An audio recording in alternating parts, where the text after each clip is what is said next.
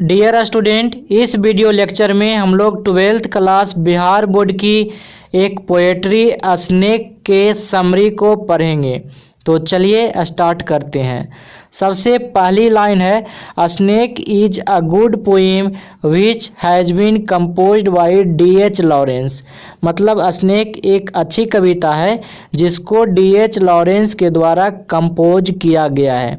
तो आपको कोई भी समरी लिखना होगा ना, तो आपको पहली या दूसरी लाइन में, जैसे आप किसी पोएट्री का समरी लिख रहे हैं तो आपको पोएट का नाम जरूर मेंशन करना चाहिए, जैसा कि आप यहाँ पे देख रहे हैं। अगली लाइन यहाँ पे देखिएगा, in this poem the poet talks about A thirsty snake. कहता है कि इस कविता में जो पोएट हैं, जो कवि हैं, एक प्यासा स्नेक की बात करते हैं। उसका पानी पीने के दौरान क्या मूवमेंट होती है उसकी बात करते हैं। तो चलिए आगे देखते हैं। On a hot day the poet was in his house. अब देखिए यहाँ पे गर्मी का दिन होता है और पोएट अपने घर में होते हैं। तो वही बात को मैं यहाँ पे लिखा हूँ कि गर्मी का दिन है, उस समय पोएट अपने घर में थे। ही फेल्ट थ्रस्टी, और वह महसूस ऐसा करते हैं कि हमें पानी पीना चाहिए, उनको प्यास लगी। ठीक है। So he came out of his room to drink water. इसीलिए वो अपने रूम से बाहर आए पानी पीने के लिए। While he was coming out he saw a snake to his water ट्रॉफ।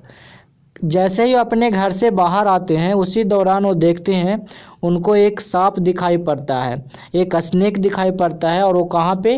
वो वाटर ट्रॉफ के पास। वाटर ट्रॉफ क्या होता है?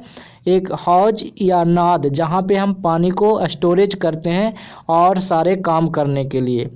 और आगे लिखा हुआ है विच केम टू ड्रिंक वाटर, जो कि पानी पीने आया था। कौन? स्नेक और पोएट दोनों यहाँ पे पानी पीने के लिए आते हैं क्योंकि दोनों को प्यास लगती है। तो वही बात को यहाँ पे लिखा हुआ है कि उन्होंने एक सांप देखा, और वो सांप कहाँ पे उन्होंने देखा? तो वाटर ट्रॉप के बगल में या फिर वाटर ट्रॉप के पास, जो कि पानी पीने आया था। ठीक है, चलिए आगे का लाइन देखते हैं। फर्दर ही टेल्स, यहाँ पे ही आया है पोएट के लिए ही, तो कहता है फर्दर ही टेल्स डैट, आगे पोएट बताते हैं the snake moves his head like cattle. अब देखिए होता ये है कि जब स्नेक पानी पीता है तो उसके दौरान जो मूवमेंट होता है स्नेक को, वो यहाँ पे पोएट बताते हुए कहते हैं कि snake moves his head like cattle.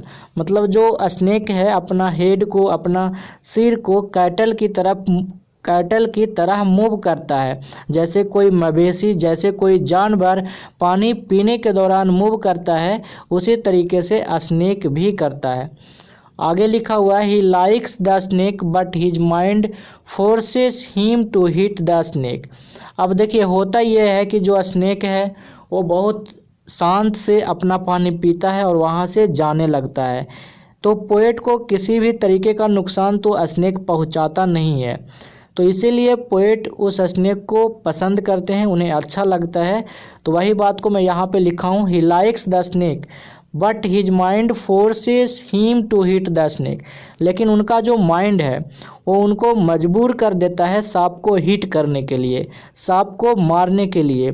ऐसा इसलिए क्योंकि उनका जो वॉइस ऑफ एजुकेशन है, जो उनको सांसारिक शिक्षा मिली है अपने देश से, कि वहाँ का जो सांप होता है वो जहरीला होता है और वो बहुत ही ज़्यादा डेंजरस होता है।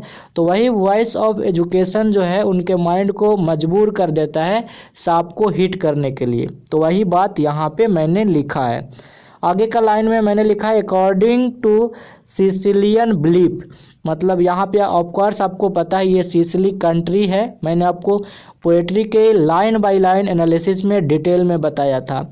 तो वही बात को यहाँ पे लिखा गया कि सिसिली बिलीफ के अनुसार, मतलब वहाँ का जो धारणा है, जो विचार है, उनके अनुसार ब्लैक स्नेक्स आर इनोसेंट।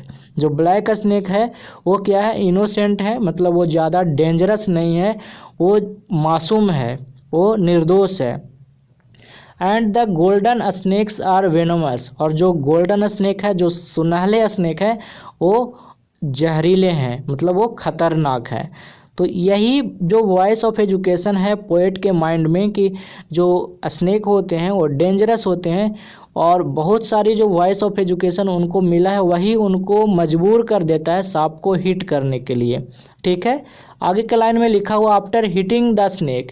अब होता ये है कि जब जैसे ही वो सांप को हिट करते हैं तो उनको बहुत ही ज़्यादा गिल्टी महसूस होता है। तो वही बात को मैंने यहाँ पे लिखा है, after hitting the snake the poet feels guilty. मतलब सांप को मारने के बाद, सांप को हिट करने के बाद पोएट गिल्टी महसूस करते हैं। ठीक है, आगे ही बिगिंस टू डिस्पाइस हिमसेल्फ, और वो अपने आप से नफरत करने लगते हैं क्योंकि उसने जो काम किया है। ऐसे तो पोएम में बताते हैं पोएट कि मैंने जो ये कर्म किया है बहुत ही ज़्यादा कुकर्म है, बहुत ही नीच काम है, बहुत ही घटिया काम है जो मैंने स्नेक को मारा है। चूँकि ये समरी है इसीलिए यहाँ पे बहुत ही ज़्यादा ब्रीफ में मैंने लिखा है। ठीक है, आगे के लाइन में मैंने लिखा he blesses the coming back of the snake, और वो बीस करते हैं, मांगते हैं कि काश ऐसा हो जाता कि सांप जो ये स्नेक है दोबारा वापस आ जाता।